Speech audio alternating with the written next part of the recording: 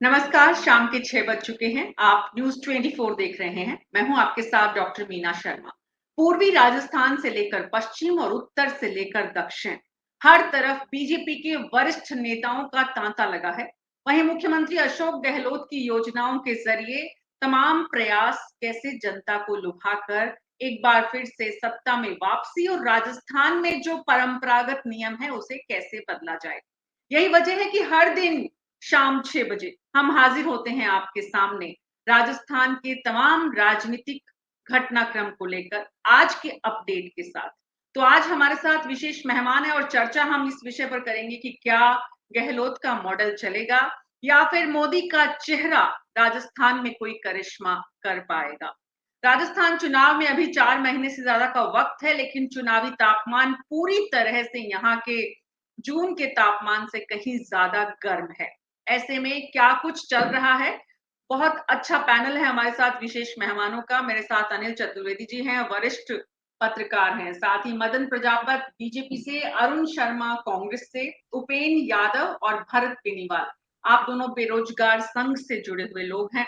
राजस्थान की राजनीति में बेरोजगारों की जो स्थिति है, राजस्थान में युवाओं का जो रोल है, जो भूमिका है, आने वाले चुनावों में जो बड़े मतदाता हैं वो किस तरह से अपने मतदान का उपयोग करेंगे और किस सरकार को चुनकर राजस्थान में अपने लिए बेहतर बनाएंगे, इसी पर आज चर्चा करेंगे। आप सभी का बहुत बहुत स्वागत है। शुरुआत में आपसे करना चाहूंगी मदन प्रजापत जी। मदन जी, राजस्थान के बीकानेर में अब पहले मेवाड़ आए प्रधानमंत्री, अब बीकानेर में आने के प्रयास, तैयारियां जोर शोर से चल रही है। 8 तारीख को प्रधानमंत्री का कार्यक्रम है। कितना बड़ा कार्यक्रम, योजना, प्लानिंग आपके वरिष्ठ केंद्रीय मंत्री से लेकर कार्यकर्ताओं की तरफ से की जा रही है? देखिए मीना जी, हम जो 2014 के अंदर जनता ने हमारे को जनादेश दिया था और माननीय प्रधानमंत्री नरेंद्र मोदी जी को विश्वास जताते हुए जिताया था। 2019 में जनता ने दोबारा हमारे अंदर विश्वास जताया और जो कार्य हमने 2014 से 2019 तक किए उन पे जनता ने मोहर लगाते हुए हमारे को दोबारा जता के पूर्ण बहुमत की सरकार देश के अंदर बनवाई गई। हम जो 2019 में हमने वादे किए थे, उन वादों का रिपोर्ट कार्ड, जो हमने जनता ने जो हमारे पर विश्वास जताया था, उस विश्वास का जो परिणाम क्या रहा, ये जनता के बीच में बताने के लिए जा रहे हैं। हम संपर्क से समर्थन जो है वो करने के लिए जा रहे हैं। ये देश के यशस्वी प्रधानमंत्री माननीय नरेंद्र मोदी जी के नेतृत्व में जिस तरीके से भारत जो है आत्मनिर्भर की तरफ बढ़ा और अपनी खुद की वैक्सीन बनाई है, हमने जम्मू कश्मीर से 370 टाइप सामाजिक समरसता को रखते हुए राम मंदिर का निर्माण कराया, 11 करोड़ से अधिक शौचालय हमने देश के अंदर बनवा के दिए। खेलो इंडिया की प्रतिभा से हमने जो है वो युवाओं को पहचान कराई है। 34 साल बाद देश में राष्ट्रीय शिक्षा नीति लागू करी है हमने। ट्रिपल तलाक जैसे कानूनों को हमने, कुप्रथा को हमने समाप्त किया है और 12 करोड़ से अधिक घरों के अंदर नल से जल पहुंचाने का कार्य माननीय प्रधानमंत्री जी ने किया है। ऐसे देश में बहुत सारे कार्य हैं जो किए हैं, जैसे उज्ज्वला योजना है, जैसे आपका जनधन अकाउंट है। तो ये जो स्थिति है, हम जनता के बीच में जा रहे हैं और अपना रिपोर्ट कार्ड पेश कर रहे हैं। एक तरफ सरकार वो है जिसको 9 साल काम करने के बाद में ये बताती है कि आपने जो हमें विश्वास दिखाया था उसके बदले में हमने ये कार्य करके दिखाया। और एक तरफ राजस्थान की सरकार है जो 4.5 साल तक कुंभकर्ण नींद के अंदर माननीय मुख्यमंत्री जी सोते रहते हैं। एक दिन अचानक जागते हैं और पता चलता है कि 5 महीने बाद चुनाव आएंगे, तो उस टाइम पे राहत कैंप लगाते हैं। राहत कैंप इस तरीके से लगाते हैं मीना जी कि करोड़ों रुपए जनता का जो है वो कैंप में लगा दिया जाता है। घोषणा करते हैं एक बजट के अंदर जो स्वतः ही लागू होने वाली योजनाएं होती है। आप 750 रुपए की पेंशन पहले दे रहे थे, आप दे देते, उसको 1000 रुपए करना था, कौन से कैंप की आवश्यकता थी। उज्ज्वला में 76 लाख परिवार रजिस्टर्ड थे। अगर आपको सिलेंडर वास्तव में जनता को राहत देनी थी, फ्री पहुंचाना था, तो आप दे देते, किसी ने मना नहीं किया आपको। आपने राहत कैंप में किसी का राशन कार्ड में नाम जोड़ नहीं रहे। पेट्रोल डीजल जो पूरे देश में सबसे ज्यादा महंगा अगर बिकता है तो वो राजस्थान में बिकता है। हरियाणा जो हमारा पास का राज्य है उससे 15 रुपए महंगा बिकता है। जिस तरीके से राजस्थान में महिलाओं के ऊपर दुराचार, अत्याचार हो रहे हैं। अभी 3 दिन पहले की घटना है, राजस्थान में एक बच्ची अपने परिवार, अपने भाइयों के साथ जा रहे थे, सरेआम उसको रोक के और किस तरीके से अभद्रता का व्यवहार मानसरोवर के अंदर किया गया और थाने में जाने के बाद में उसी पर सवालिया चिन्ह, प्रश्नीय चिन्ह खड़े किए गए। तो ये राजस्थान की स्थिति और परिस्थिति है। तो देश में एक तरफ ऐसा राज है जो काम करना चाहते हैं, जनता के जनादेश में जो कार्य किए, जो वादे हम करके आए उन वादों को पूरा करने चाहते हैं, और एक तरफ राजस्थान में ऐसी सत्ता है जो सत्ता का संघर्ष चल रहा होता है और उस संघर्ष के अंदर एक कुर्सी की प्राप्ति करना चाहता है और दूसरा उस कुर्सी के मुंह में उसको छोड़ना नहीं चाहता। और उन सबके बीच में अगर कोई पद पिस रहा है तो राजस्थान की जनता पिस रही है मीना जी, राजस्थान का किसान पिस रहा है। जो सरकार ये वादा करके आई थी 2018 के अंदर कि हम किसानों का संपूर्ण कर्ज माफ करेंगे, आज किसानों का संपूर्ण कर्ज तो माफ नहीं हुआ, लेकिन किसान जो है वो कर्ज के बोझ के नीचे दब के आत्महत्या करने के लिए मजबूर हो गया। राजस्थान में बोले थे कि युवाओं को बेरोजगारी भत्ता देंगे, भत्ता तो नहीं दिया, लेकिन युवाओं का रोजगार छीन के भी इन्होंने बेच दिया, नीलाम कर दिया। और युवाओं को, देश में सर्वाधिक युवा जो है वो बेरोजगारी के कारण आत्महत्या करने वाला अगर कोई प्रदेश है तो वो राजस्थान है। महिलाओं को ये जो है सुरक्षा दे नहीं सकते, व्यापारियों को ये सुरक्षा दे नहीं सकते, तो किसके लिए सरकार है? ऐसी सरकार जो सिर्फ और सिर्फ भ्रष्टाचार में लुप्त है। और ऐसा अखंड भ्रष्टाचार है मीना जी कि राजस्थान में माननीय मुख्यमंत्री जी के कार्यालय के पास में 2 करोड़ रुपए नगद और सोने की सिल्लियां मिल जाती है। एक आपने कहावत में, मेरी बात खत्म करने से पहले बताता हूं कि राहुल गांधी जी का एक चला था कि एक तरफ से आलू डालो, दूसरी तरफ से सोना निकालो। तो राजस्थान में ऐसा चल रहा है मीना जी कि मुख्यमंत्री जी कहते हैं एक तरफ से फाइल डालो और दूसरी तरफ से सोना निकालो। तो ये स्थिति अखंड भ्रष्टाचार की है राजस्थान में। जी, हमारे जो दर्शक इस कार्यक्रम को देख रहे हैं फेसबुक और यूट्यूब पर, डिजिटल की दुनिया है, वो हमारे इस पैनल से अगर कुछ अपने सवाल पूछना चाहें तो हमें फेसबुक और यूट्यूब पर अपने सवाल भेज सकते हैं, हम उनके सवालों को भी लेंगे। अरुण शर्मा जी, मैंने सवाल पूछा था मदन प्रजापति जी से कि बीकानेर में क्या तैयारियां चल रही हैं, उसका जवाब नहीं मिला, वापस जाएंगे उनके पास। उन्होंने कहा कि वो प्रधानमंत्री नरेंद्र मोदी की योजनाओं के सहारे इस राजस्थान की धरा पर अपनी सरकार लाना चाहते हैं, इसलिए 9 साल में जो काम किया है वो बताकर जनता को अपने पक्ष में लेने का प्रयास कर रहे हैं।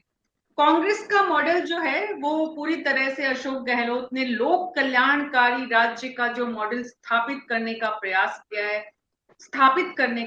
किया है, उस बीच में ये बार बार बातें आती है, सोने की सिल्लियां और मुख्यमंत्री निवास के पास करोड़ों रुपए, ये सब आपको मतलब कैसे जनता को समझाएंगे? ये जो आरोप लग रहे हैं, इतने लोक कल्याणकारी राज्य के बीच में इतनी भ्रष्टाचार की बातें हो रही हैं, और फिर उसके बाद बेरोजगारी का जो आलम है, इस प्रदेश के युवाओं को बहुत कुछ नहीं दे पाए 4.5 साल में। गुड इवनिंग और धन्यवाद मीना जी। आपने मेरे छोटे भाई मदन जी को लगभग 5.5-6 मिनट दिए हैं, बहुत बढ़िया बोलते हैं। और अब कुछ देर विश्राम कर लें तो अच्छा है। आप मुझे 4 मिनट ही दीजिए, लेकिन अनइंटरप्टेड। जी जी। देखिए, आपका आज का डिबेट का सब्जेक्ट बड़ा इंटरेस्टिंग है, इन द सेंस आप पूछ रहे हैं राजस्थान में क्या चलेगा, गहलोत मॉडल या Modi model. Very interesting in the sense, पहले तो ये मॉडल्स डिफाइंड हो, पता हो मोदी जी का कौन सा मॉडल है। अभी मेरे दोस्त ने बताया 2014 में इलेक्शन जीते, फिर 2019 में जीते, और इसलिए इनका मॉडल बड़ा स्ट्रांग है। विश्व गुरु बनने की तरफ बढ़ रहे हैं, ऐसा इन कुछ लाख लोगों को लगता है। देखिए, यहाँ मॉडल राजस्थान में तो अशोक जी का ही चलने वाला है, क्योंकि वो सीधा जनता से जुड़ा हुआ मॉडल है। इसको मैं मॉडल भी नहीं मानता, उनकी बड़ी सिंपल एक दर्शन शास्त्र है उनका, कि जो गांधी जी का भी था, कि जब तक प्रदेश के या देश के आखिरी आदमी के कष्ट दूर ना करें तो प्रजातंत्र का कोई अर्थ नहीं है। तो हमारा जो इस समय फोकस है वो जन उपयोगी कार्यक्रमों का है, लोक कल्याण के कार्यक्रमों का है। राजस्थान की अभी वो स्टेज नहीं आ गई है कि कहीं आर्टिफिशियली ये फ्लाईओवर वगैरह देख के हम प्रसन्न होते रहे, या वंदे भारत ट्रेन को देख के प्रसन्न होते रहे। मैंने बताया ना, असली भारत अब भी बहुत बुरी हालत में है, उसको उसकी तरफ देखने वाला कोई नहीं है। कम से कम मोदी सरकार से तो पिछले 9 साल में ये उम्मीद नहीं की जा सकती। इन्होंने जिस तरीके से किसानों के साथ व्यवहार किया है, ये सबने देखा।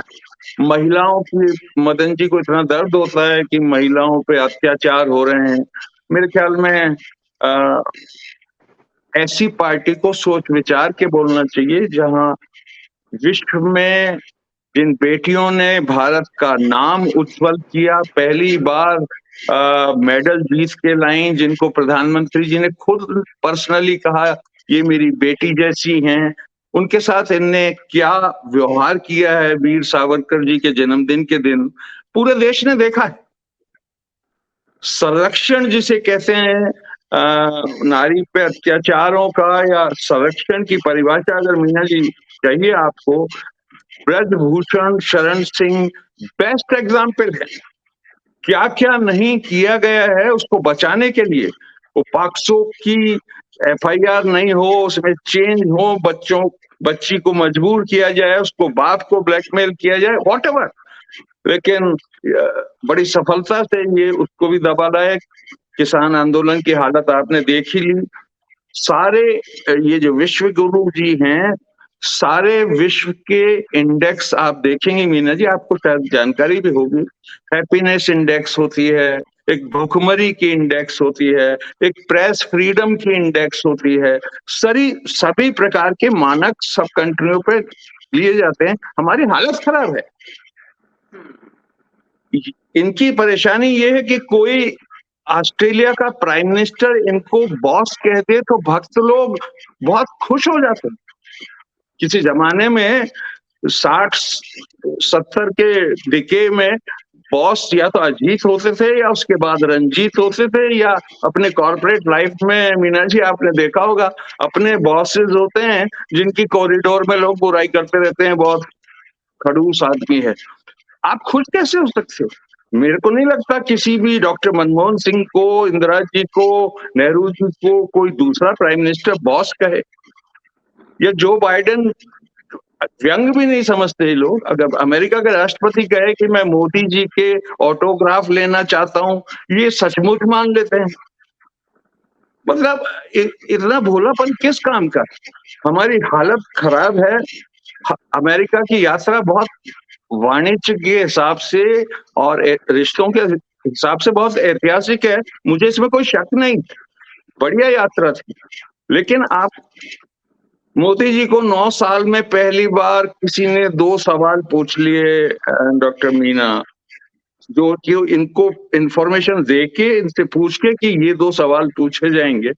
मोदी जी ने बहुत सुंदर जवाब भी दे दिया, लेकिन घर आए उससे पहले 2 सीनियर मिनिस्टर्स बराक ओबामा के पीछे पड़ गए, जिसके मोदी जी पर्सनल दोस्त थे।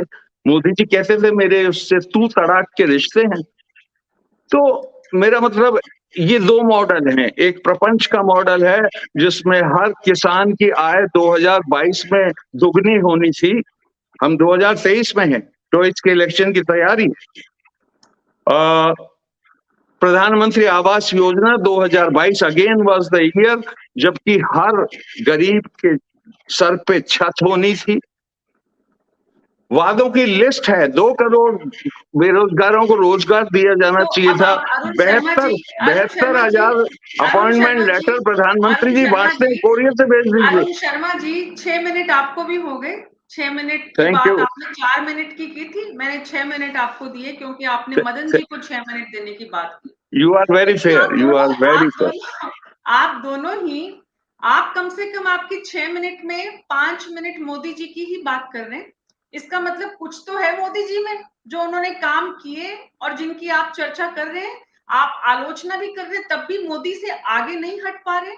जिसके बीच जाना है, जनता के बीच, जिस जनता के बीच जाना है, उस जनता के बीच जाने के मुद्दों को आप नहीं समझा पा रहे। सवाल तो ये है कि राजस्थान में उपेंद्र यादव हमारे साथ है, भरत बेनीवाल। भरत जी, आपको मेरी आवाज आ रही? अनिल चतुर्वेदी जी, मैं आपके पास आती हूँ। तब तक भरत बेनीवाल भी हमारे साथ जुड़े हुए हैं, अध्यक्ष हैं राष्ट्रीय रोजगार संघ के। लेकिन अनिल चतुर्वेदी जी वरिष्ठ पत्रकार हैं और बहुत लंबे समय से राजस्थान की राजनीति को करीब से देख रहे हैं। प्रवक्ताओं का काम होता है सर, जो पूछा जा रहा है उसका जवाब नहीं देके बाकी सब बोलना। एक उनकी ट्रेनिंग का हिस्सा है कि पहले से स्पष्ट रूप से आपको सरकार को कोसना है या आपको विपक्ष को कोसना है। मुद्दे पर बात आती ही नहीं है। मुद्दा ये है इस वक्त कि राजस्थान में राजस्थान की जनता कौन से विकल्प पर जाएगी। दो विकल्प है, एक नरेंद्र मोदी के कामों का विकल्प है और एक अशोक गहलोत के कामों का विकल्प है, जिसे हम अशोक गहलोत मॉडल या मोदी मॉडल कह सकते हैं। अब सवाल ये है कि राजस्थान की जनता ने केंद्र में मोदी को देखा है, राज्य में अशोक गहलोत को देखा है, और बड़ी ही कशमकश की स्थिति, कहीं ना कहीं दुविधा की स्थिति है इस वक्त जनता के बीच। कहाँ जाएं, किसके साथ जाएं, क्या फायदा क्या नुकसान, जनता को क्या मिलेगा। और सबसे बड़ा मुद्दा जो जनता से जुड़ा हुआ है, पेरेंट्स अपने बच्चों के बारे में सोचते हैं, युवा अपने करियर के बारे में सोचते हैं कि युवाओं को रोजगार की स्थिति जो है उसमें क्या हालात है, क्या दे पाए अशोक गहलोत पिछले 4.5 साल में युवाओं को। अनिल जी। नमस्कार। पहले तो मैं आपको ये बताऊं कि कुछ हम लोग के सेट में कैमरे में कुछ डिस्टरबेंस आ रहा है, इसको कुछ ठीक कराने की कोशिश करें आप लोग। दूसरा, हम आपको ठीक से सुन पा रहे हैं और आपको अच्छे से देख भी पा रहे हैं जी।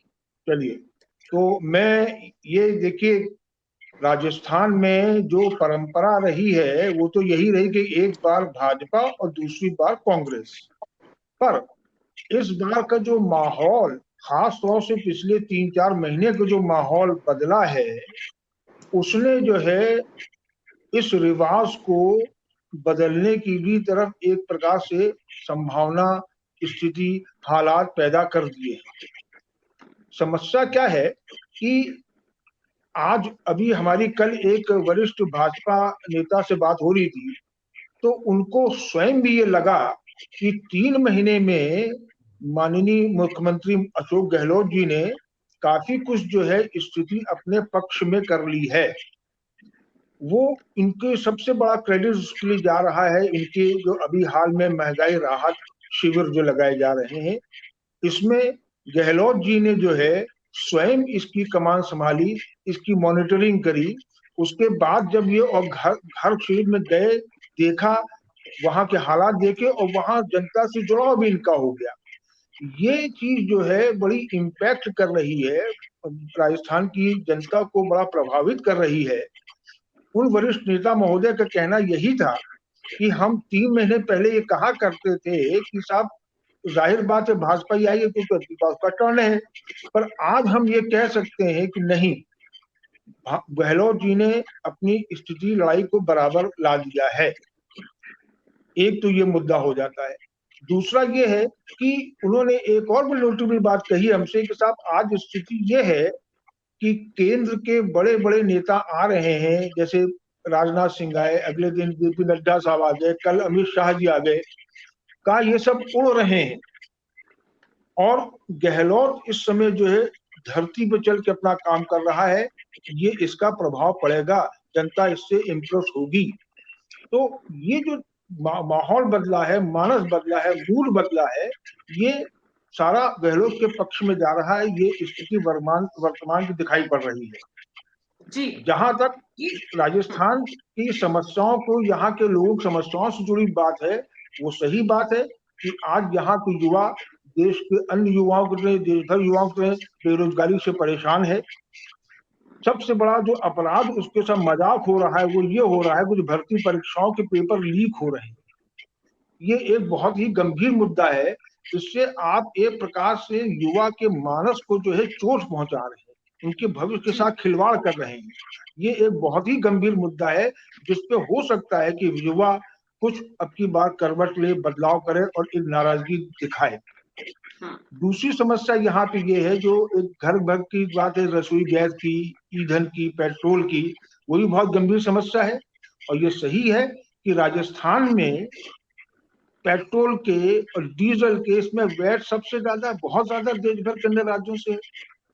इसको कम करने के बाद जहां आती है वहां पे एक ऐसी दलील दे दी जाती है सत्ताधारी दल की तरफ से कि साहब, स्वयं गहलोत जी ने एक आध बार ये कहा है कि जब लोग वाहन खरीदने से नहीं चूक रहे हैं, नए वाहनों की संख्या लगातार बढ़ती चली जा रही है, तो हम ही को वैट कम कर बैठ जाए। जब जब जनता तैयार है पैसा देने के लिए, तो हम भी तैयार हैं उसको वसूली के लिए। ये दलीलें जो हैं, इस दलील से ये लगता है कि वो जो मुख्यमंत्री है, जो सत्ताधारी दल है, वो आम जनता से जुड़ना नहीं चाहता, उनकी पीड़ा को दूर करने का मन नहीं उसका हो रहा है। ऐसी स्थितियों में हो सकता है कि ये नाराजगी जो है गहलोत को खिलाफ जाए और उनको इसका नुकसान उठाना पड़े। पर जहां तक पॉलिटिकली जो एक स्थिति बनी है, वो यही स्थिति बनी है कि आज गहलोत अपर हैंड नहीं तो बराबर की स्थिति में आ गए हैं भाजपा के। मोदी मॉडल की जहां तक बात है, हाँ बताइए। जी जी बोलिए आप प्लीज। जहां मोदी मॉडल की बात जहां तक बात कर रहे हैं, तो मोदी मॉडल का भी अब वो असर बहुत ज्यादा हमको नहीं महसूस हो रहा है। इसलिए कि आप गौर करें कि अभी जितने चुनाव हाल में हुए हैं, गुजरात को छोड़ दीजिए, सब जगह मोदी के प्रयासों की, मोदी के कोशिश की, भाजपा कोशिश की हार हुई है। अब स्थिति ये हो गई है, जो कि भाजपा के भी कुछ लोग मानने लगे कि मोदी की जो ऑरा है, जो चमत्कार है, वो समझ कर हिंदी बेल्ट में आता जा रहा है। दक्षिण हाथ से निकल रहा है, पश्चिम बंगाल, बिहार चला जा रहा है, पूर्वोत्तर की स्थिति आप देख ही रहे हैं क्या हो रही है। तो अब जो मोदी का जलवा 2014 में, 2019 में दिखाई पड़ा, वो हो सकता है इस बार न हो। इसीलिए आप देखिए कि कितनी जल्दबाजी में 2-3 डिसीजन लिए जा रहे हैं। जैसे आपको समान आचार संहिता के बिल लाने की तैयारी हो रही है। अभी आज ही मैं देख रहा था कि राम मंदिर का जो प्राण प्रतिष्ठा का जो कार्यक्रम है, उसका भव्य करने की कोशिश की जा रही है। देश भर में मेगा इवेंट बनाया जा रहा है। ये हमको लगता है कि ये एक प्रकार से भरपाई है जो मोदी चमत्कार की जो नुकसान हुआ हो उसकी, हमारा ऐसा मानना है। पर ये कितना राजस्थान में असर करेगा, ये देखने वाली बात है। क्योंकि ये एक कार्यक्रम जो राम मंदिर कार्यक्रम हो, उससे पहले राजस्थान के चुनाव हो जाने हैं जी। तो राजस्थान में उसका इम्पैक्ट कितना पड़ेगा, ये गौरतलब है, देखने वाली बात है। पर अगर समान नागरिक संहिता का मामला आता है, बिल पेश हो जाता है अगस्त की आगामी मानसून सत्र में, तो हो सकता है कि उसका असर वोट के पोलराइजेशन पे, ध्रुवीकरण पे पड़े जी। ये जी अनिल चतुर्वेदी जी, खुद प्रधानमंत्री भी इस बात को, ये जो फीडबैक है निश्चित रूप से उनके पास भी है और इस बात को वो समझ भी चुके हैं, और इसीलिए उन्होंने जो सबसे बड़ा अब तक का कार्यकर्ताओं का सम्मेलन किया भोपाल में, उसमें स्पष्ट रूप से कहा कि आपको कमल के फूल पर वोट मांगने जाना है, मोदी के नाम पर वोट नहीं मांगना। एक तरह से स्पष्ट संदेश प्रधानमंत्री की तरफ से दिया गया। मोदी मॉडल का कहीं ना कहीं जलवा कम हो रहा है, ये हाल ही के चुनाव के नतीजों ने भी स्पष्ट किया है। लेकिन अशोक गहलोत के जो प्रयास हैं, वो सिर्फ मीडिया, पब्लिसिटी और जनता के बीच पहुंच पा रहा है, इसमें कितना फर्क है? भरत बेनीवाल जो कि अध्यक्ष हैं राष्ट्रीय रोजगार संघ के, मैं उनके पास जाऊंगी, अनिल जी फिर आपके पास आती हूँ। भरत बेनीवाल बहुत देर से इंतजार कर रहे हैं। भरत जी, मुख्यमंत्री अशोक गहलोत तमाम प्रयास कर रहे हैं, जनता के बीच जा रहे हैं, कम बैक करने की हर संभव कोशिश के बीच कहीं ना कहीं माहौल खुद बीजेपी के लोगों की तरफ से भी ये समझा जा रहा है कि हमारे लिए रास्ते आसान नहीं हैं। लेकिन क्या युवा संतुष्ट है मुख्यमंत्री अशोक गहलोत से? क्या युवा मुख्यमंत्री अशोक गहलोत के साथ जाना चाहेगा? रोजगार की जो स्थिति इस वक्त प्रदेश में है, 4.5 साल का रिपोर्ट कार्ड देखेगा युवा, तो क्या फैसला करेगा? जी देखिए, आपने पहले तो मुख्यमंत्री जी का बताया कि भी अभी जो माहौल इन्होंने क्रिएट किया है, तो उस माहौल के अकॉर्डिंग सभी वक्ताओं ने बोला। तो सभी वक्ताओं को सबसे पहले तो मेरा नमस्कार, और आपको भी नमस्कार, और सभी दर्शकों को भी मेरा नमस्कार, और न्यूज़ 24 राजस्थान को भी धन्यवाद कि वो पुरजोर तरीके से युवाओं की आवाज को बुलंद कर रहा है। लेकिन मैं आपसे ये कहना चाहता हूं कि मुख्यमंत्री जी जिस तरह से अब माहौल क्रिएट कर रहे हैं, मैं ये नहीं कहता अच्छी बात है, काम करना चाहिए, लेकिन जो काम जिस समय पे करना चाहिए उस समय को आप छोड़ते हैं। पिछली बार जो सरकार थी गहलोत साहब की, पिछली बार भी लास्ट के 6 से 8 महीने में इसी तरह का जबरदस्त जो रेवड़ियां टाइप बांटी गई थी भर्तियों में। आज तक जितनी भर्तियां अटकी, 2013 की भर्तियां अटकी, तो 2013 में जितनी घोषणाएं हुई, जो बीजेपी की सरकार में और कांग्रेस की सरकार में दोनों के टाइम पे लास्ट में जो भर्तियां आई, उस दौरान जितनी भी वैकेंसीज आई, उन वैकेंसियों के दौरान जो लास्ट में सरकार के 6 से 8 महीने थे और जो 12 महीने मान लीजिए, लास्ट 12 महीने की सारी भर्तियां आज तक भी अटकी पड़ी हैं। उनमें से ज्यादातर, आधी से ज्यादा आज तक भी पेंडिंग है और कई बची हुई है, तो कोई कोर्ट केसेस में अटकी पड़ी है, कोई कहीं पे, क्योंकि आनंद फानंद में सरकारें जाती जाती खूब सारी भर्तियां निकालती हैं, लेकिन उसका कोई औचित्य नहीं रहता। देखिए, युवा समझता है सारा, सबको दिखता है कि अभी चुनावी माहौल के अकॉर्डिंग मुख्यमंत्री जी कार्य कर रहे हैं पूरी तरह से। तो आज 5 साल हो गए, आप देखिए, 4.5 साल के, अभी 1-2 महीने बचे हैं, फिर आचार संहिता लग जाएगी। हम तो 5 साल का ही मान रहे हैं एक तरीके से। तो आप देखिए, इसका रिपोर्ट कार्ड मैं आपको बता रहा हूं। आपने जितने पेपर लीक हुए, मेन युवा सबसे ज्यादा नाराज एक ही चीज से है, आप 3 लाख नहीं 10 लाख भर्तियां करवाएंगे तो भी युवा राजी नहीं है आपसे, क्योंकि हर भर्ती पेपर लीक का शिकार हो रही है। हम लोग पेपर लीक के खिलाफ जबरदस्त तरीके से लगातार आंदोलन कर रहे हैं, पुरजोर तरीके से आवाज को बुलंद कर रहे हैं, लेकिन उसके बावजूद सीएचओ की भर्ती का भी पेपर हुआ। साफ 8 बजे एक बच्चे के फोनों में बकायदा पेपर आ गया। हमने दिखा दिया कि आपको 5000 लोगों से ऊपर बता चुके हैं कि पेपर हमारे पास भी आ गया, हमारे पास भी आ गया। तो जब व्हाट्सएप ग्रुपों में मैसेज वायरल हो गए, पेपर वायरल हो गए, उसके बावजूद आप उस पेपर को निरस्त नहीं कर पा रहे हैं, ये बहुत सोचने की बात है। क्यों नहीं कर पा रहे हैं? क्योंकि आपकी नाक कट जाएगी कि हाँ, ये पेपर भी लीक हो गया, जबकि पुख्ता सबूत सभी मीडिया चैनल्स ने मजबूती से, इस पुरजोर तरीके से इस मुद्दे को उठाया। साथ ही आप देखिए, एसआई भर्ती में मैंने कट करके उनके इंटरव्यूज थे, कुछ एक जो कोचिंग संस्थानों में जो इंटरव्यू दिए गए थे, उनको राष्ट्रपति का नाम नहीं मालूम और उन्होंने एसआई के पेपर में टॉप किया है। और एसआई में 13 केस दर्ज है, मुकदमे 13 एफआईआर दर्ज होने के बावजूद एसआई भर्ती निरस्त नहीं हुई। आप सोचिए, वो एसआई इतने थानेदार, जब हर थाने में एक थानेदार जाएगा उनमें से, आप सोचिए जो लोग पेपर लीक के थ्रू वहां पे थानों में पोस्टिंग लेंगे, वो किस तरह की घटनाओं को अंजाम देंगे, किस तरह से वो ब्लैक में पैसा कमाने का काम करेंगे। आगे आने वाले पेपर्स हैं, उनमें किस तरह से वो माफियाओं का साथ देंगे, तस्करियां बढ़ाएंगे, हर चीज में जबरदस्त तरीके से भ्रष्टाचार होगा। इतना बड़ा दुर्भाग्य है राजस्थान का कि आप पेपर निरस्त नहीं कर पा रहे हैं पूरे पुख्ता सबूत होने के बावजूद। आपके जो एसआई में टॉपर है, फर्स्ट रैंकर, उसको ये नहीं पता कि राष्ट्रपति का नाम क्या है, प्रधानमंत्री का नाम ललित मोदी है या नरेंद्र मोदी है, ये भी नहीं पता ढंग से। ये पता है कि मोदी, उनको नाम भी पूरा नहीं पता। गलत है, 2-3 दिन के इंटरव्यू मैंने डाले। इस तरह से हर भर्ती की यही हालात रहे। रीट में आप कहते हैं अब लास्ट में आके कि अब थोड़े दिन बाद एक और रीट आ रही है, अब हम हर साल रीट करवाएंगे, जबकि शुरू के 2 साल बाद हमने इनको ये कह दिया था कि भाई आप रीट का जो कार्यक्रम है पूरा अभी से शुरू कीजिए, और हर साल चाहे आप 5-5 हजार पदों पर निकालिए, लेकिन हर साल जैसे सीटी इनकी जो एग्जाम्स होते हैं, लाइन वाइज जो एग्जाम होते हैं, उस तरीके से हर साल एग्जाम करवाइए और उनके चयन प्रक्रिया को और सही तरीके से करवाइए, पारदर्शिता से करवाइए। आप ज्यादा चरणों में पेपर करवा दीजिए, पर ऑनलाइन पेपर करवा दीजिए, या तो क्योंकि ऑनलाइन में ज्यादा कंप्यूटर हैक भी करता है कोई, तो मान लो 1000 भर्ती है, उसमें से 10-20 लोग कंप्यूटर हैक कर लेंगे, लेकिन पेपर तो धड़ल्ले से जिस तरह से बिकते हैं, तो पूरा हर आदमी के पास, बहुत सारे लोगों के पास पहुंच जाता है। तो ऐसे में ना तो आप उस पेपर लीक का जो आज तक जितनी भी बातें हुई उनका कोई स्पष्टीकरण दे पाए, ना ही उनके खिलाफ कोई सख्त से सख्त कार्रवाई कर पाए। हर मामले में जो मेडिकल विभाग में तो ओपन भ्रष्टाचार हो रहे हैं, जो चिकित्सा विभाग की सारी भर्तियां उनको मेरिट आधार पे कर दिया गया। आप देखिए मेरिट आधार पे क्यों कर दिया गया, बोनस और मेरिट आधार पे, कि आप 12वीं की और जो डिग्री है, डिप्लोमा है, जैसे पैरामेडिकल का डिप्लोमा है, वो बाहर से बनवा लाए तो उसमें 90% का डिप्लोमा बनवा लाए, और 12वीं की ओपन बोर्ड की मार्कशीट बनवा लाए। कोई भी, सबको पता है, सब जगह रोज पकड़ी जा रही है फर्जी डिग्रियां, रोज पकड़ी जा रही है कि कोई कहीं से बनवा लाए, कोई कहीं से, वो बनवा लो और लाके और अच्छी मेरिट से नौकरी पालो। फर्जी अनुभव प्रमाण पत्र बनवा लाते हैं, उसका 1 साल का बोनस अंक मिलता है 10, 2 साल का 20, 30 साल का 30।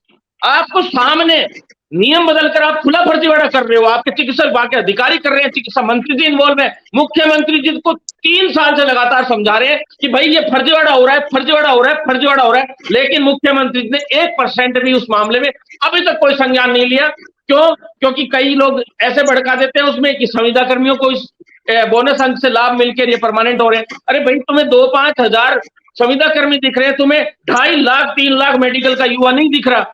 जो युवा पूरी तरह से प्रभावित है, एग्जाम होती मेरिट आधार पर नहीं करा के आप एग्जाम से भर्ती कराओगे, हर युवा को मौका मिलेगा, कोई भी फर्जी मार्कशीट नहीं बनवा के ला पाएगा। इस तरह से जब तक आप फर्जीवाड़ों का सिस्टम नहीं खत्म करोगे तब तक आपको सरकार में युवा नहीं आने देगा, चाहे आप कितनी ही रेवड़ियां बांट दो। दूसरी बात मैं आपको कहना चाहता हूँ, आप कह रहे हैं कि भी महंगाई राहत कैंप का एक ही बात कहना चाहता हूं मैं, आपको पेट्रोल डीजल की कीमतें जो दूसरे राज्य हैं आसपास के चारों तरफ की या केंद्र का सिस्टम है जितना भी है उसमें छोटा मोटा टैक्स जोड़ के और कम कर दीजिए। मैं कह रहा हूं ऑटोमेटिक महंगाई राहत कैंप हो जाएगा, वो हर चीज का जो पैसा है वो ऑटोमेटिक कम हो जाएगा।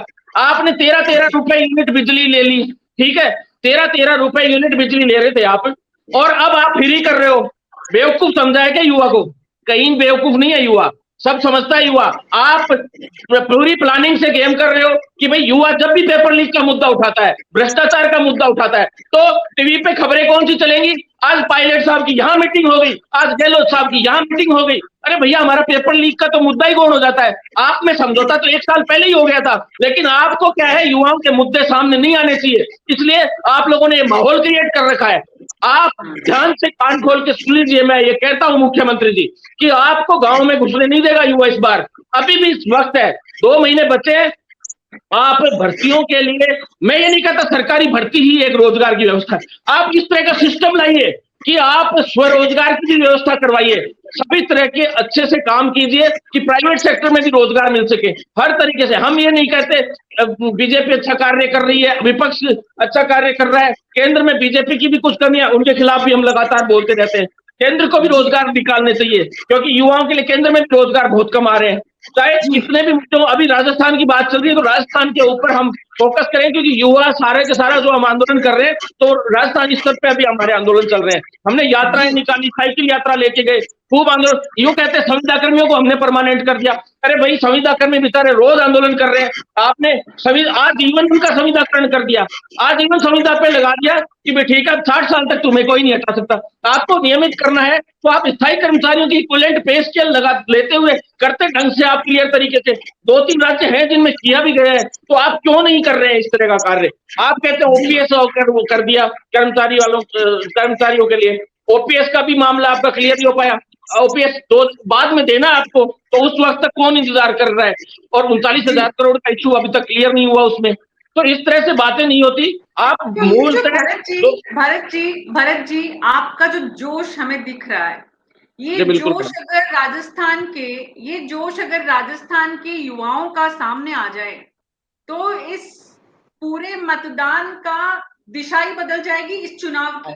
तो क्या राजस्थान का युवा तैयार है इस बात के लिए? मैं आपके पास वापस आऊंगी, उससे पहले अरुण शर्मा जी, ये बहुत स्पष्ट बात है, किसी से भी थोड़े भी समझदार व्यक्ति से जब बात की जाती है कि एक राज्य के मुखिया को, मुख्यमंत्री को महंगाई राहत कैंप में जाने की क्या जरूरत है। यहाँ पर भरत बेनीवाल ने बहुत स्पष्टता से कहा जाने की जरूरत ही नहीं, आप छोटे छोटे 2-3 काम कर दीजिए। ये जो आप युवाओं से जुड़े हुए जितने मुद्दे सुन रहे हैं एक के बाद एक, और पिछले 4.5 साल में लगातार सुनाई दिए हैं, क्या मुख्यमंत्री और आपकी सरकार इन मुद्दों को सुन नहीं रही है?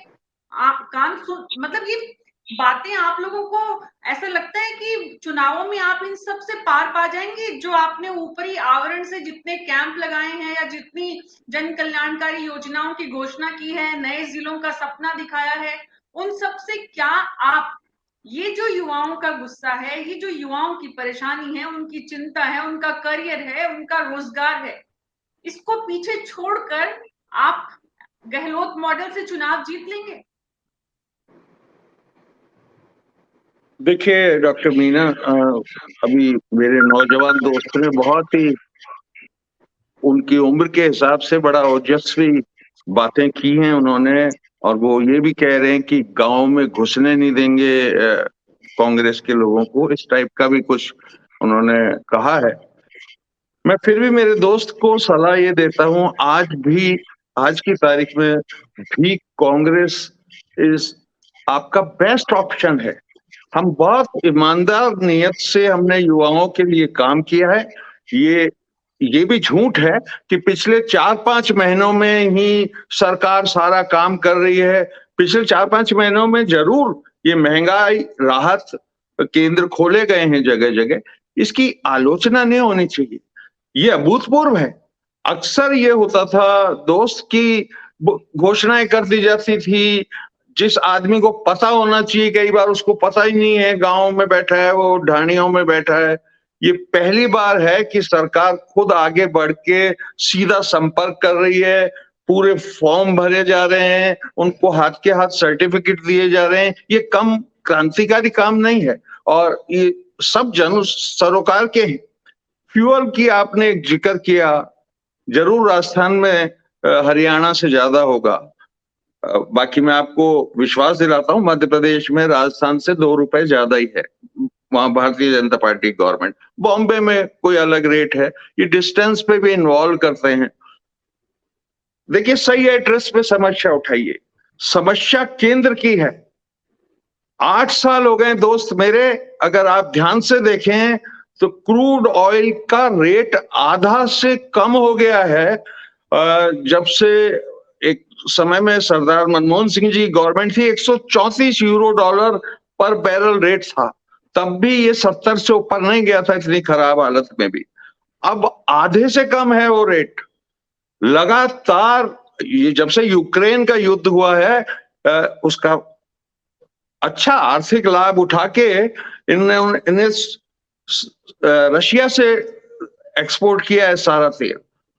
अब ये एक्सपोर्ट कर रहे हैं विश्व के दूसरे देशों को, लेकिन अपने यहाँ वो रेट कम नहीं हो रही। ये बड़ी विचित्र बात है। आधे रेट में आपको मिल रहा है, आप प्रोसेसिंग करके एक्सपोर्ट कर रहे हो इसको। रिलायंस के पास है ये बड़ा काम।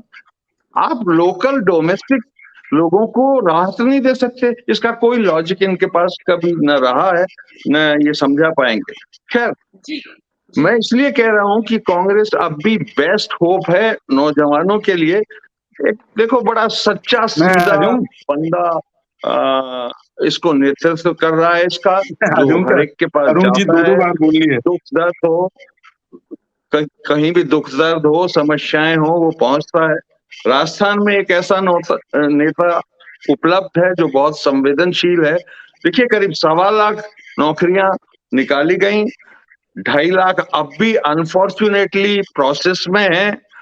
लीक का जहां तक सवाल है मेरे दोस्त, ये राजस्थान सेंट्रिक समस्या नहीं है, ये मदन जी को भी पता है, डॉक्टर मीना को भी पता है। बिहार में 17 पेपर लीक हुए हैं, उत्तर प्रदेश में 22 पेपर लीक हुए हैं, गुजरात जैसे कानपुर में। ये बात कहने मैं तुलना नहीं कर रहा, लेकिन मैं देखिए समाधान नहीं होगा। देखिए, इसके बावजूद मैं ये बताना चाहता हूँ, राजस्थान अकेली स्टेट है जिसने इसके खिलाफ एक अधिनियम बनाया है और सख्ती बरत रही। सरकार को और संगठन को जरूर जानना चाहिए। हमारे साथ मनीष कुमावत हैं, इनका कहना है कि 6 महीने से ओटी टेक्नीशियन कैडर निर्माण की फाइल स्वास्थ्य भवन से सचिवालय और सचिवालय से स्वास्थ्य भवन चक्कर लगा रही है। आप जी बिल्कुल मैडम, ठीक है। नेटवर्क मैम 12 महीने हो गए इस फाइल को, 1.5 साल हो गई चक्कर लगाते हुए। इस फाइल को 1.5 साल से ऊपर हो गया चक्कर लगाते हुए ओटी टेक्नीशियन की फाइल को। सुनने दीजिए ना भरत जी, प्लीज सुनने दीजिए। नटवर कुमार शर्मा है, उनका कहना है कि गवर्नमेंट नर्सिंग कॉलेज में कोई टीचर नहीं है, 10 साल से कोई वैकेंसी नहीं आई है। बिल्कुल मैम, नर्सिंग स्टूडेंट को अच्छे से ट्रेनिंग नहीं मिल पा रही है हमारे प्रदेश में। और मनीष कुमावत है, उनका कहना है कि कोई काम नहीं हुआ है युवाओं के लिए गहलोत मॉडल में। आप सुन लीजिए अरुण शर्मा जी, सुनना आपका काम है। जनता को सुनकर ही आप अपनी सरकार को फीडबैक दे सकते हैं, अपने संगठन को फीडबैक दे सकते हैं। मैं आगे बढ़कर मदन प्रजापति जी जो बीजेपी के प्रवक्ता हैं उनके पास वापस जाना चाहूंगी। मदन जी, सिर्फ अशोक गहलोत सरकार की बुराई करके, आलोचना करके या केंद्र की योजनाओं को सामने लाकर क्या वाकई में, और वो भी तब जब बाकी दूसरे प्रदेशों के हाल आप देख चुके हैं, दक्षिण भारत से लेकर पूर्वोत्तर तक आप स्थितियां देख चुके हैं, बीजेपी का मोदी मॉडल सफल नहीं हो रहा है, लोग उसे अब स्वीकार नहीं कर रहे हैं। ऐसे में उसी पुरानी थाली को सामने रखकर जनता के बीच जाएंगे, वो भी युवाओं के बीच। मैम मैं इतनी देर में मनीष कुमार भाई और वो दोनों भाइयों के जवाब देना चाहूंगा। नहीं, आप उनके जवाब मीना जी, आवाज आ रही है आपको? आपसे जो सवाल पूछा जा रहा है उसका मीना जी, जवाब दीजिए। जी मीना जी, आवाज आ रही है आपको मेरी? बिल्कुल बिल्कुल आ रही है, आपकी आवाज सबको आ रही है, बोलिए। मीना जी, मैं तो ये कह रहा हूँ, अभी अरुण जी वरिष्ठ नेता हैं कांग्रेस के और बड़े सॉफ्ट स्पोकन वाले आदमी है। बहुत अच्छी बात की उन्होंने, आप कह रहे थे मोदी मॉडल की बात कह रहे हैं, फेल हो गया। मैं कह रहा हूँ दक्षिण भारत के अंदर कर्नाटक की अगर मैं बात करूं तो मेरा वोट प्रतिशत कम नहीं हुआ है। मैं गुजरात के अंदर हम लोग जीते जहां पे विपक्ष का नेता कांग्रेस नहीं बना पाई, उत्तर प्रदेश में हम जीते, उत्तराखंड के अंदर हम जीते। तो ऐसा नहीं है। पहली चीज, जीत और हार ये जनता ने अगर हमारे को आशीर्वाद नहीं दिया है, हमारे को अगर 50,000 वोट कम दिए हैं, तो हम उनकी बात को मानते हुए किसी संवैधानिक संस्था के ऊपर प्रश्नीय चिन्ह नहीं लगाते, अपनी कमजोरियों को देख के दोबारा मैदान के। तो उदाहरण ये है कि राजस्थान के अंदर कोविड काल चल रहा था, जब राजस्थान की सरकार जो है वो 5 स्टार होटलों में बंद थी और अगर धरातल पे कोई था तो भारतीय जनता पार्टी का कार्यकर्ता था। उस बात को लोग भूल चुके हैं। मैं वो अब जो आपने कहा, देखिए 2 सरकारें हैं। हम बात कर रहे हैं गरीब कल्याण, सुशासन की बात कर रहे हैं, गरीब कल्याण की बात कर रहे हैं और सेवा की बात कर रहे हैं। एक तरफ जो सरकार है वो भ्रष्टाचार की बात कर रही है, महिला अपराध की बात कर रही है, और राजस्थान के अंदर जो है कांग्रेस का हाथ जो है वो माफियाओं के साथ है। ऐसी बात अगर आप जनता के बीच में जाएंगे तो पता चल जाएगा। अभी मेरे मित्र बहुत सारी बातें करके गए थे, पेट्रोल पे भी बात की थी उन्होंने। 1,44,000 करोड़ का अगर कोई अभी बात ये है, अभी मुद्दा ये है मदन प्रजापति जी की बीजेपी का मोदी मॉडल फेल होता जा रहा है, विफल होता जा रहा है, तो उसी के दम पर आप सरकार कैसे लाएंगे? मुद्दा ये है अभी। अच्छा, देखिए मीना जी, आप किस तरीके से विश्लेषण करते हैं ये तो आपका व्यक्तिगत और निजी विश्लेषण है, लेकिन मेरा विश्लेषण ये है, मेरा विश्लेषण नहीं है बिल्कुल भी, जिसका नहीं, जिसका भी है, जिसका भी है, जिसकी वजह से आप कह रहे हैं, मैं उसका जवाब। मेरा काम है आप लोगों के नहीं, मैं जिसका भी विश्लेषण है आगे बढ़ाना, मैं उसका जवाब दे दूं। आप दो नहीं, आपका वर्जन नहीं, जिसका वर्जन है, जिसकी वजह से आप सवाल कर रहे हैं, मैं उसका जवाब दे रहा हूँ। हाँ जी। मैं तो सिर्फ इसको इस तरीके से कह सकता हूँ मीना जी, दौसा के अंदर रैली थी, 2 लाख लोग थे मोदी जी की रैली के अंदर। अभी जेपी नड्डा जी की भरतपुर की रैली थी, आपके चैनल ने भी कवरेज किया होगा, लाखों लोग थे, डोम के बाहर भी जनता निकल रही थी। उसके बाद में जोधपुर में राजनाथ सिंह जी की रैली थी, लाखों लोग थे। इस तरीके से अजमेर के अंदर रैली थी, 3 लाख लोग थे, डोम के बाहर पैर रखने के लिए जगह नहीं थी, मैं भी था और आपके चैनल भी थे, निश्चित है। उसके बाद उदयपुर के अंदर किस तरीके से संख्या है, पिछले कुछ दिनों के अंदर हमने 10 लाख लोगों से संपर्क किया और 10 लाख लोग जेपी नड्डा जी को सुनने के लिए भी आ रहे हैं, अमित शाह जी को सुनने के लिए भी आ रहे हैं, राजनाथ सिंह जी को सुनने के लिए भी आ रहे हैं। तो ये इस चीज को आप देख के बताइए कि जनता किसके साथ है। मैं ये कह रहा हूं कि राजस्थान के अंदर कांग्रेस ने अभियान चलाया था, आज से हाथ जोड़ो, कब शुरू हुआ और कब खत्म हो गया किसी मीडिया तक को भी पता नहीं चला। राजस्थान के अंदर सदस्यता अभियान चला था, जिसके अंदर इनके खुद के सीएमओ के अंदर जो प्रभारी थे सदस्यता अभियान के, उनका खुद का ऑफिशियल मीडिया के सामने बयान है कि कांग्रेस के साथ कोई जुड़ना नहीं चाहता।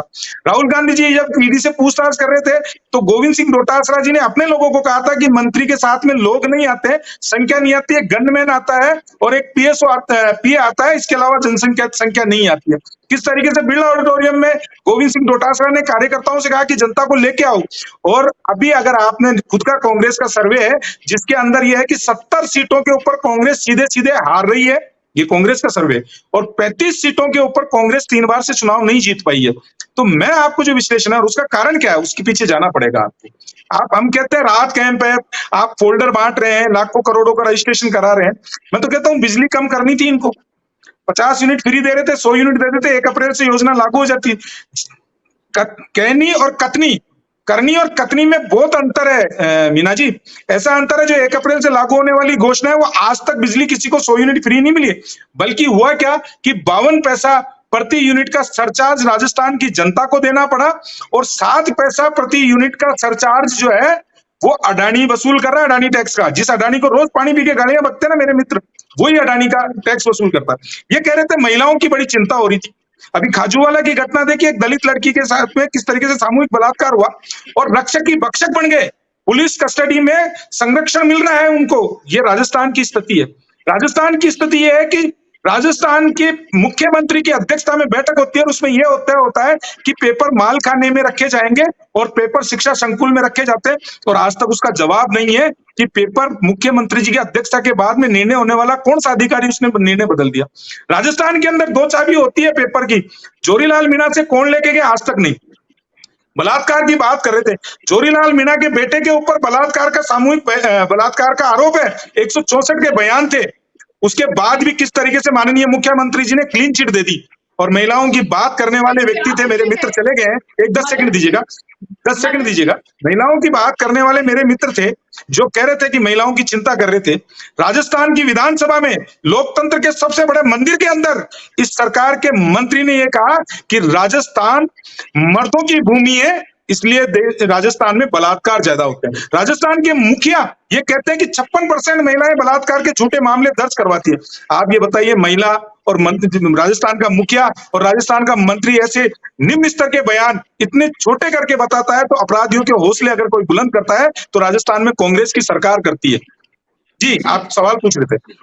जी, मैं ये पूछ रही थी कि तमाम ये जो चीजें हैं, अगर आपकी सभाओं में, चाहे वो अमित शाह की सभा हो, चाहे वो राजनाथ सिंह जी की हो, जेपी नड्डा जी की हो, प्रधानमंत्री जी की हो, अगर वहां इतना बड़ा सैलाब आ रहा है, तो ये जो मुद्दे जिनका एक एक का आप यहाँ विश्लेषण कर रहे हैं, इसका सड़क पर आपके कार्यकर्ता और युवा जोश के साथ मुझे कहीं बहुत ज्यादा नजर उस तरह से नहीं आते इनको मुद्दा बनाते हुए। देखिए, एक वातावरण तैयार किया जाता है जब हम किसी चीज का, तो ये वातावरण ऐसे कि तैयार किया कि विपक्ष की भूमिका नहीं निभा रहे। 16 आंदोलन किए हैं हमने मीना जी, 16 आंदोलनों में बिजली के ऊपर आंदोलन किया, रीट के पेपर के टाइम पे आंदोलन किया, द्वितीय श्रेणी के अध्यापकों के टाइम पे आंदोलन किया, हमने महिला अत्याचार के ऊपर आंदोलन किया, तहसील स्तर से लेके और प्रदेश स्तर तक के आंदोलन किए। एक आंदोलन में हमारे पूर्व प्रदेश अध्यक्ष माननीय सतीश पुनिया जी का पैर टूटा, एक आंदोलन में पूर्व प्रदेश अध्यक्ष माननीय अरुण चतुर्वेदी जी का हाथ टूटा, और किस तरीके से पुलिस ने बर्बरता की। और अभी थोड़े दिन पहले भी आंदोलन ही किया हमने, और 5 तारीख को फिर महिलाओं का आंदोलन जयपुर सड़कों पे दिखेंगे। मैं तो ये कह रहा हूं कि आंदोलन भी किया और सेवा भी की। सेवा ऐसे कि कोरोना काल के अंदर अगर कोई था तो भारतीय जनता पार्टी का कार्यकर्ता था। लंपी के अंदर एक कांग्रेस के कार्यकर्ता, एक कांग्रेस के विधायक, एक कांग्रेस के प्रत्याशी की अगर आप फोटो दिखा दो मेरे को, जो लंपी में गायों की सेवा कर रहा था, नहीं था। अभी विप्र जोई जो तूफान आया था उसके अंदर भी माननीय मुख्यमंत्री जी हवा में सफर कर रहा था, और अगर धरातल पे कोई था तो वो भारतीय जनता पार्टी का कार्यकर्ता था। हमको ये सिखाया जाता है कि सेवा ही सुशासन है, तो हम तो सेवा करने वाले लोग हैं। अगर हमको विपक्ष में बैठने का आदेश मिलेगा तो उसको भी सर्वमान्य मानकर हम सेवा करेंगे, लेकिन किसी संवैधानिक चुनाव आयोग पे उंगली नहीं उठाएंगे। मेरे मित्र चले गए, वो कह रहे थे महिलाओं के ऊपर एक चीज और बोली, वीरांगनाओं का, देश के ऊपर सर्वोच्च बलिदान देने वालों को जो है किस तरीके से घसीट के लेके गए थे, वो देश की जनता ने देखा। पहली बार कांग्रेस के मुंह से ये निकला है कि गरीब व्यक्ति अंतिम पंक्ति में बैठे हुए को हम लोग योजनाएं देना चाहते हैं। देखिए मीना जी, मैं तो एक चीज कह रहा हूँ, 10 सेकंड में बात खत्म करता हूँ अपनी एक चीज कह के, कि देना और दे दिया, इन दोनों चीजों में बहुत फर्क है। 4.5 साल तक आप कुंभकर्णीय नींद में सो रहे थे, राजस्थान की जनता पिस रही थी, राजस्थान का युवा मर रहा था, राजस्थान का किसान आत्महत्या करने पे मजबूर हो रहा था, राजस्थान के किसानों की जमीन नीलाम हो रही थी। आपको याद नहीं आया, आपने पेट्रोल के दाम एक बार भी कम नहीं किए, आपको याद नहीं आया।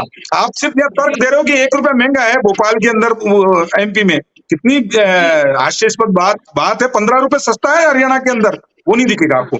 और देना कैसे, दिया किसको जाता है, मैं आपको आज 10 सेकंड और दे देंगे तो मैं बता दूंगा आपको कि दिया ऐसा जाता है कि राजस्थान के अंदर 11,952, माफ कीजिएगा, 3,04,70,000 जनधन अकाउंट के अंदर खाते खुलते हैं, जिसमें 11,952 करोड़ रुपए जमा होता है। गरीब को अगर बैंक तक पहुंचाने का किसी ने काम किया तो माननीय प्रधानमंत्री नरेंद्र मोदी जी ने किया। मुद्रा योजना के तहत राजस्थान में 13,55,357 लोगों को अगर लोन मिला तो माननीय प्रधानमंत्री नरेंद्र मोदी जी का मिला। बड़े अच्छे और प्रभावी प्रवक्ता हैं आप, तथ्यों के साथ बात को रखते हैं और बड़े जोश के साथ भी।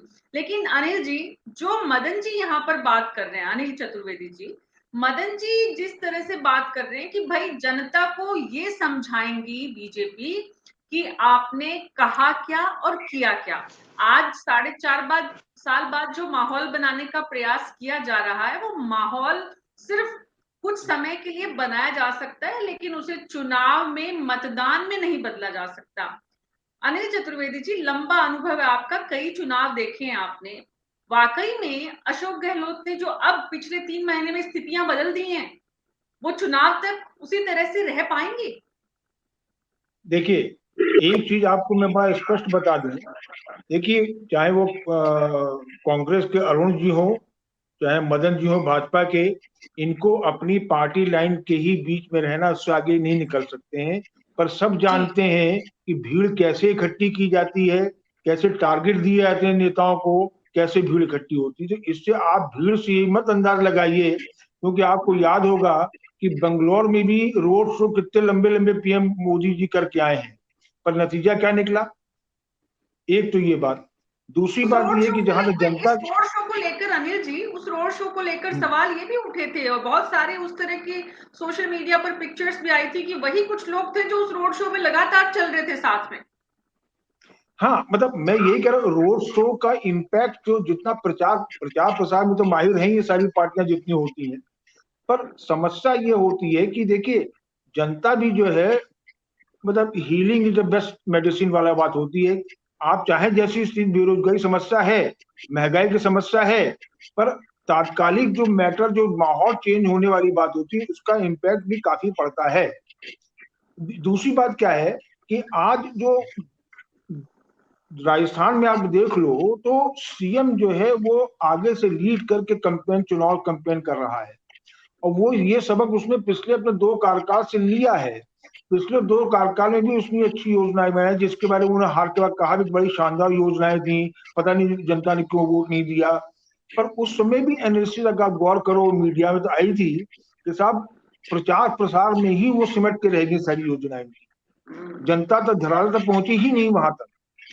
इस गलती को से सबक लेते हुए एक बार आप गौर करिए कि गहलोत खुद मॉनिटरिंग कर रहे हैं, खुद जा रहे हैं वहां पे लेकर। तो ये जो तात्कालिक जो असर पड़ता है, ये मैटर करता है। इस मैटर का यहां तक भी असर पड़ सकता है कि महंगाई और बेरोजगारी की समस्याओं को काफी लोग भुला के वोट देना शुरू कर दे पक्ष में। जहां तक भाजपा के बारे में बात है, भाजपा बारे में जो समीक्षक हैं, जो सुन के बात करते हैं, जो भाजपा के स्वयं नेता बोलते हैं कि भाजपा आज की तिथि तक जो है केवल मुगालते में बैठी हुई है कि मोदी जी से हमारा संकट दूर करेंगे, मोदी जी हमको जिता देंगे। राजस्थान स्तर पर कोई अभी का लीडरशिप, कोई चुनावी कमान किसी को नहीं सौंपी गई है। इसका भी इम्पैक्ट पड़ेगा अगले चुनाव में, और पड़ेगा जी। तो जो स्थितियां हैं वो ये हैं कि आज की स्थिति में हम बात करें, आगे पीछे न जाए, तो यही स्थिति है कि आज कांग्रेस जो है वो एक लीडर लीड कर रहा है इसके कैंपेन को, और वहां पे स्थिति ये है जैसे कि लोग बाजार में कहते भी हैं कि हजारों कई सीएम लाइन में लगे हुए हैं। वसुंधरा राजे को कौन न दिया जाए। अब चर्चा सीधे सीधे ये होनी शुरू हो गई है। मैं 10 सेकंड में जवाब दूं। जी, मैं 10 सेकंड में जवाब देता हूँ। अरुण अनिल जी बहुत सीनियर, मैं 10 सेकंड में बस। हर इलेक्शन में चाहे वो युद्ध हो चाहे चुनाव हो, लीडरशिप बहुत जरूरी होती है, जो कि नहीं हो पा रही है, और इसलिए जो है आदमी लीडरशिप की गंभीरता दिखाए। आज भाजपा के कैंपेन में, भाजपा प्रयासों में वो गंभीरता नहीं दिख रही है जो कि आम पब्लिक है, भाजपा कार्यकर्ता नहीं, आम पब्लिक है, देखे कि हाँ भाई बराबर टक्कर है, भाजपा भी सीरियस इलेक्शन के लिए करके, ये बात। जी जी जी। कमलेश जादू है हमारे साथ में। प्लीज प्लीज हमारे दर्शकों के कुछ कंसर्न है, उनको लेते हैं। कमलेश जादू है, उन्होंने कहा है आरयूएचएस ने अभी तक कुछ कॉलेज के सीएचओ का ट्रेनिंग फंड 50,000 रुपए नहीं दिया है, 1 वर्ष से ज्यादा का समय हो गया है, इसको करवाएं। ये कांग्रेस के प्रवक्ता, ध्यान से सुने। रमेश कुमार है हमारे दर्शक, वो कह रहे हैं कि भाजपा आएगी। नटवर कुमार सिंह ने नर्सिंग डिपार्टमेंट में एग्जाम बेसिस वैकेंसी की बात की। मनीष कुमावत ने जो बात की वो मैंने आपको की। कुछ और भी दर्शक जुड़े हुए हैं, लेकिन अब मैं आखिरी टिप्पणी लेना चाहूंगी भरत बेनीवाल जी से। भरत जी, जो गुस्सा और जो रोष और जो आक्रोश आपने दिखाया है और जिन तथ्यों को आपने रखा है, क्या वो चुनाव में आम युवाओं को अपने साथ लेने में काम आएगा आपका? जी बिल्कुल मैम, काम क्यों नहीं आएगा। हम ये तो हाथ से हाथ जोड़ो का अभियान चला रहे हैं, हम युवा जोड़ो अभियान चला दिया हमने पूरे राजस्थान में। और मैं बता दूं आपको, इसलिए चला दिया क्योंकि अभी एक मेरे साथी ने अभी बोला कि सीएचओ ट्रेनिंग फंड आरयूएचएस का नहीं आया है। ये बहुत बड़ा भ्रष्टाचार का इश्यू है और कई करोड़ों के भ्रष्टाचार का इश्यू है। इसमें हमने बड़ा आंदोलन किया, बहुत मुश्किल से इनसे भ्रष्टाचार को रुकवा के और वो पैसा युवाओं को दिलवाया है। जो CHOs थे उनको, ना उनका ट्रेनिंग फंड अभी भी 27 कॉलेजों का अटका पड़ा है, आज तक नहीं आया। OT टेक्नीशियन वाले साथी है जो अभी बोल रहे थे, मैं उनकी तरफ से भी आपको ये कहना चाहता हूं, अरुण शर्मा जी बैठे हैं यहीं पे, तो मैं कांग्रेस से मांग करना चाहता हूं कि आप 4.5 साल से इनका कैडर बना रहे हैं और 1.5 साल से फाइल इस डिपार्टमेंट से उस डिपार्टमेंट में, उस डिपार्टमेंट से इस डिपार्टमेंट में।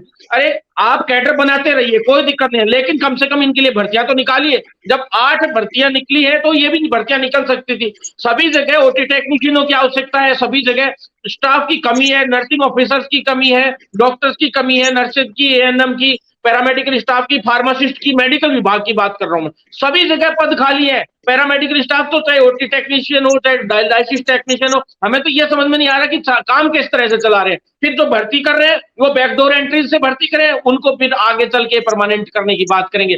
फिर बात आएगी प्रसूताओं की मौत हो गई, ये हो गया, वो हो गया। देखिए गलतियां खुद की है, और चिकित्सा विभाग जैसे विभाग को तो बिल्कुल लापरवाही से नहीं लेना चाहिए इनको।